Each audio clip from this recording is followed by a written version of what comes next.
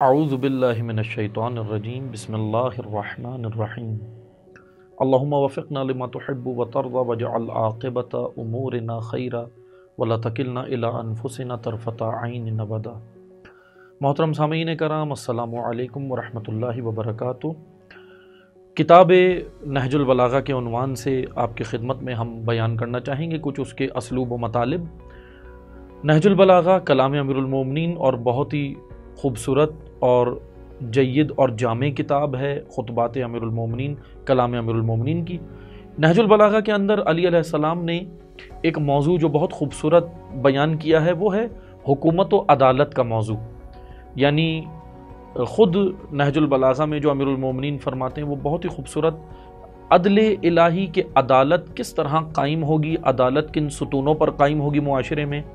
عدالت کے ستون اور پلرز کیا ہیں جس کے اوپر قانون عدل یعنی جوڈیشری، ایک بہترین جوڈیشری امیر المومنین نے نہج البلاغہ میں تعلیم فرمائی ہے۔ نہج البلاغہ میں امیر المومنین نے حکومت چلانے کا بہت خوبصورت سسٹم بیان کیا ہے، وزراء کے بارے میں کہ وزراء کو کس طرح ہونا چاہیے، وزراء کو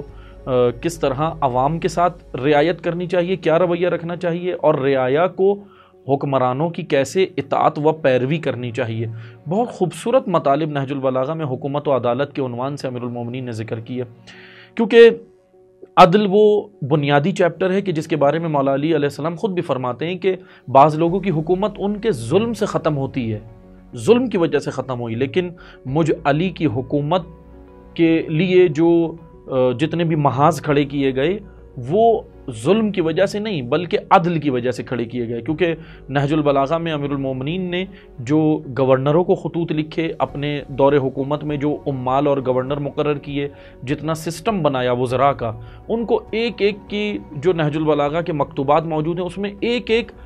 شخصیت کی ذمہ داری احسن طریقے سے بیان فرمائی۔ اور بعض اوقات کسی شخصیت نے، اگرچہ کتنی بڑی شخصیت کیوں نہ ہو، معتبر شخصیت کیوں نہ ہو، لیکن اگر حکومت چلانے کا ڈھنگ اور حکومت چلانے کا اس کو طریقہ کار نہیں آیا تو ہمیں دور امیر المومنین میں ملتا ہے کہ مولا علی نے پھر ان کو اس عہدے سے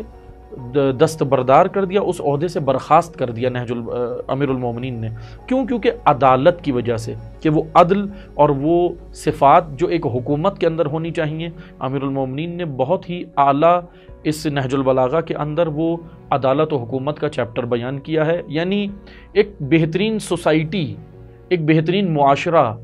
کن اصولوں پر اور کن قوانین اور کن ستونوں پر کھڑا ہو سکتا ہے۔